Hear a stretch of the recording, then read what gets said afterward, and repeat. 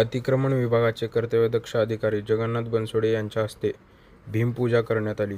भीमगर्जना मंडळाचे सर्व पदाधिकारी व कार्यकर्ते उपस्थित होते.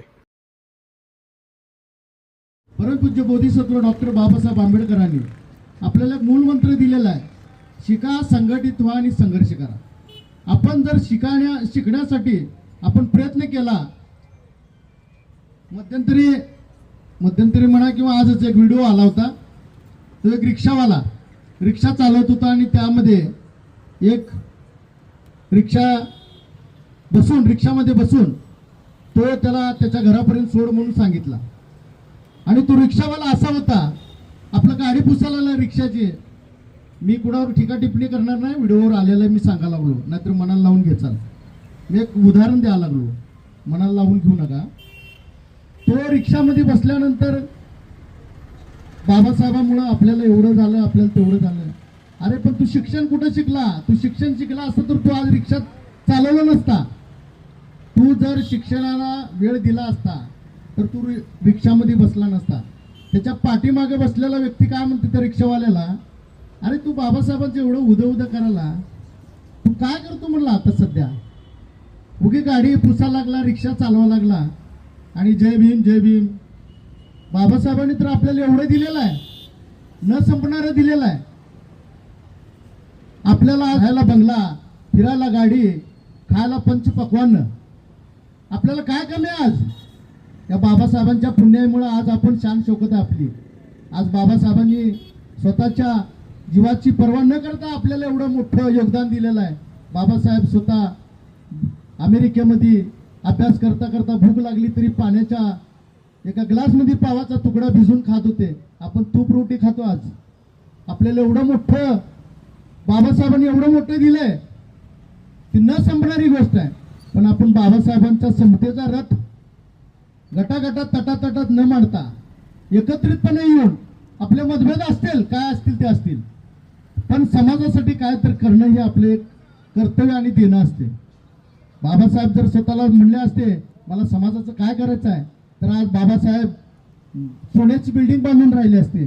पण बाबासाहेबांनी काय म्हणलंय की माझा दीनदुबळा समाज, त्या दीनदुबळ्या समाजाला मला सुटाफुटात बघायचं आहे. तर आज आपण बाबासाहेबांच्या पुण्यामुळे आज सुटाफुटात आहे, तूप रोटी खातोय. असं एखादं तर सांगा की त्याच्याकडे गाडी नाही, टू व्हीलर. आपल्याकडे पूर्वी सायकल होती का? पायात चप्पल नव्हती. आपल्या पायात चप्पल नसायची, अनवाणी आपण जायचो. पण एवढंच तुम्हाला विनंती आहे माझी, आता प्रत्येक ठिकाणी थोडं थोडं बोलतच असतो, पण मनाला कोण लावून घेऊ नका. मी एक उदाहरण दिलो. आज तरुण पोरांनी ज्यांचे लग्न झालं त्यांनी प्रथमतः आपल्या मुलांना शिकवण्याचा कल मनामध्ये ठेवला पाहिजे, निश्चय केला पाहिजे. आपलं जरी शिक्षण कमी झालेलं असेल, शिक्षण कमी झालेलं असेल तर आपल्या मुलांना उच्च शिक्षित करून त्याला क्लास 1 अधिकारी, क्लास 2 अधिकारी बनवण्याचा एक निश्चय करा. तुमचं सर्वच फुटून जाते. तुम्ही जेवढं कष्ट केलात तेवढं फुटून जाते. तुम्ही नाही झालात तर तुमच्या मुलाला करा. मुलगा नाही झाला तर त्यांनी त्याच्या मुलाला करू द्या. पण आपल्या माता भगिनींना एकच सांगा घरी की मुलाला कुठल्याही पद्धतीनं त्याला शाळेमध्ये घालायचं आणि त्याचा रोज अभ्यास घेऊन त्याला मोठं कर्तृत्ववान करायचं. आपल्याला पूर्वी काय होतं, आपल्याला गळ्यात मडका आणि पाठीला झाडू, आपल्या सावलीचा विटाळ व्हायचा. अजून म्हणतात का कोण आपल्या सावलीचा विटाळ व्हायला? म्हणून अरे तुझ्या सावलीचा विटाळ म्हणलं त्याच्या भिंगणावर आपण लाद घालतो. असली परिस्थिती आहे. आपण भीमाचे भीमाचे अनुयायी. बाबासाहेबांनी जे आपल्याला शिका, संघटित व्हा आणि संघर्ष करा म्हणले. आपल्याला संघर्ष करायची गरज नाही, फक्त शिका. शिकण्याचं ध्येय डोळ्यासमोर ठेवा तर आपल्याला आपोआपच मी म्हणणारे तुमच्याकडे झुकते. माझं वाढत चाललेलं भाषण मी या ठिकाणी संपवतो आणि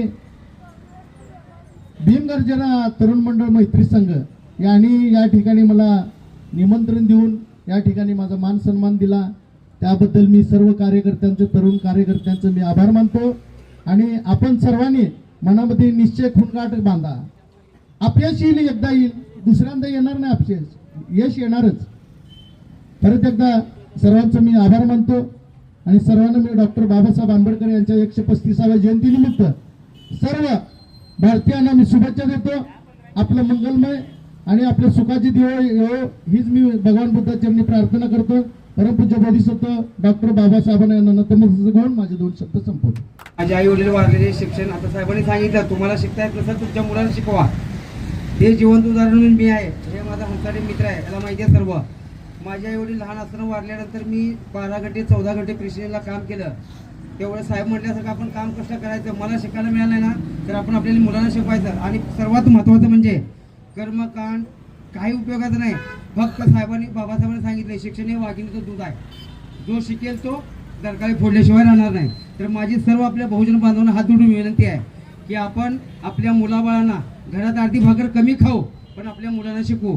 म्हणून आज माझा छोटा मुलगा आता वकिलीची अभ्यास करतोय आणि साहेबांनी म्हणल्यासारखं आम्हाला नव्हती बैलगाडी, आज आमच्या मुलांकडे आहे 3-3, 4-4 लाखाची गाडी.